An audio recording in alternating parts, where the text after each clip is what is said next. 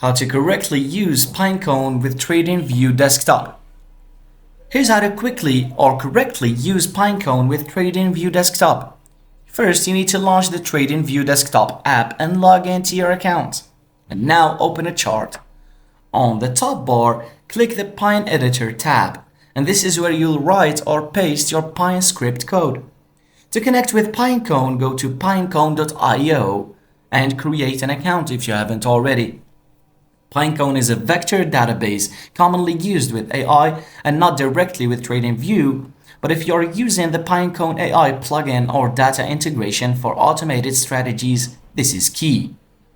Now, if you're using external data from Pinecone, for example, AI signals, you'll need to fetch that data using a middleware like Python, then pass alerts into TradingView via webhooks.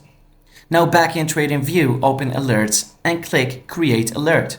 Choose your condition and in the webhook URL field, paste the webhook from your middleware that links Pinecone signals.